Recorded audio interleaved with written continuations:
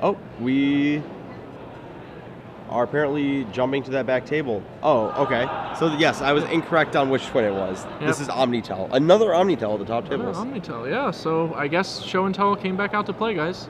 Yeah, this is like a matchup from 3 months ago. We got Omnitel battling against Maverick. That's true. Both of these decks, Maverick has been especially dead Yeah. for the last few months, but Omnitel has just taken like a short hiatus. Yeah, I think they were both pretty cold to the same deck, which is Miracles. I agree that was like the decline, but I mean we've still seen Omnitel in the top 16 every now and then. Yeah. Like there was like one here, one there, one whatever, but Maverick is just like Gone. non-existent, Yeah. just ice dead, cold in the. What's dirt. a Noble Hierarch? What's that do again? You sure that's not in this other format we're talking about, Modern? Yep. I heard Kibler built a pretty sweet green-white deck for that one. Is that what you're talking about? Good old green white little kid. Yeah, this is a completely different green-white deck from that. It's just, Maverick is I think Jerry put it best when he's like, this deck tutors multiple times every turn. Mm-hmm. This is not a traditional green-white deck. So it looks like Thomas is on the play for game 3. That means he lost a sideboard game, right? Yeah, probably won game 1 off the back of Thalia. Yep. So we've got matching fetch lands here. Probably. Ooh. Omniscience apparently resolved last game, as did another spell that costs more than 7 mana. Yeah, that's not good for anybody, generally speaking. Will gets an Underground Sea, which is an interesting, somewhat aggressive play in terms of playing into a wasteland. He's just assuming that he either has... Oh, he has a Thoughtseize. Okay. Choke, Caracas, Scavenging Ooze, Kasali Pride Mage, and Stoneforge Mystic. This is not a very aggressive hand, but he does have that choke, so what do you think? Do you snag the choke? Looked like Will had a Jace. So... I'd have to see the rest of Will's hand, but that's fair. Pretty likely that I would take Pride Mage or Choke. Those look like the two best ones. Scavenging Ooze is not much more than a Grizzly Bear. Yeah, only slightly better than a Grizzly Bear. Yeah, Stoneforge Mystic is Yeah, this actually clock, looks kind of awkward because Will kept a Show Gristlebrand hand. So I think you have to take the Choke here. Okay. Your game plan may be to take the Choke. I'm just interested because he has a C and I don't see a red source. Huh. He's gonna take the Pride Mage. Okay. Take the Pride Mage. Okay. I guess. No, that's very reasonable. I guess your play is that you can only win with an Omniscience, and you're never gonna tap your lands again. So that's reasonable. It's definitely you kind of have to decide, pick your poison, as it were. Yeah. So it makes that Jace a lot worse. Knight of the Reliquary. Knight's a good one to hit. Just a reasonably sized creature. Stoneforge Mystic into play, likely grabbing this Batterskull. Yep. I'm pretty sure the GT is long gone out of the deck. It doesn't look like there is a Sword of Feast and Famine to get. No, that actually...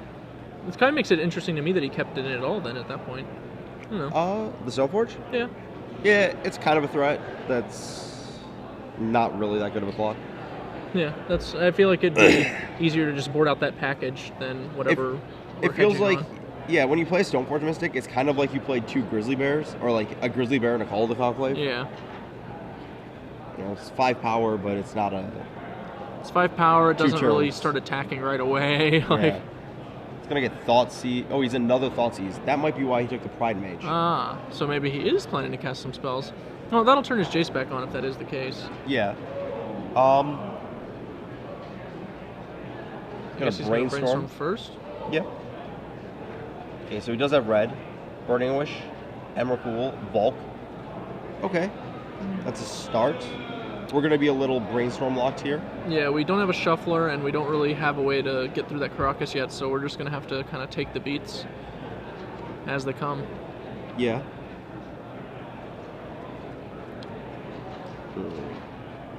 I mean, it doesn't really matter all that much. Correct. I'm going to draw them both anyways. Thoughtseize again. Take the Choke, presumably. Yeah.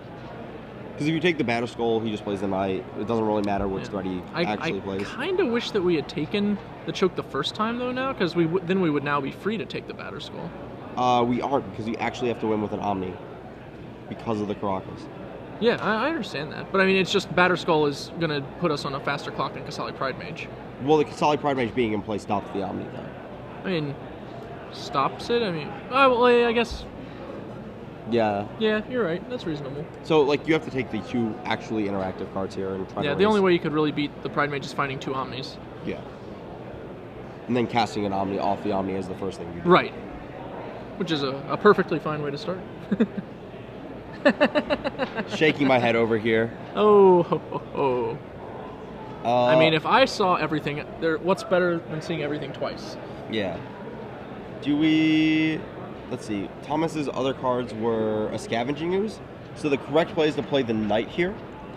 Because playing the Knight lets you play 2 2-drops next turn off the Cavernous Souls that we know Thomas has in his hand. It lets you flash in the Batterskull. Yeah, this is not the correct sequencing for maximum damage and mana usage. Agree? Yep. The Knight's going to get bigger, a little bit faster. Plus, he presents you with some options, like Wasteland. Yeah, and leaving up the Caracas doesn't actually stop the real threat, which is show into... he's just showing. He's going to show and draw 7, I guess, and then just hope he gets there? That's a bold move. He's just going to die if he does that. Yeah, probably. Oh, what? Whoa. What? What? We kept it for an extra turn, I guess. What? That's one of the world's weirdest Rashadan ports over there. I'm very confused. I feel like Thomas... I don't know what's really going on here. Yeah, I don't... Is it possible that maybe Thomas, in an earlier game, demonstrated, like, not knowing Caracas could target Emrakul or something? That doesn't seem likely, right? Like, no, okay, he's getting him. Okay. Yeah. That seems like game. Thanks for the Knight. All right. What? Okay, that was very confusing to me for a second. You're not alone. Okay, in that case... Yeah, I think maybe we just forgot that there was a Caracas. I don't really know what happened there. It's possible that he knows he's Brainstorm locked out of the race and just has to go for whatever he has. Maybe just, hoping his opponent just Misclicks. forgets. Yeah. I don't know. Yeah, he is completely locked out if his opponent doesn't forget, because the Knights get to start wastelanding him. Yeah. Okay. Fair enough. Can't mise if you don't try. Well, his opponent didn't have a Knight in play when he made the show and tell.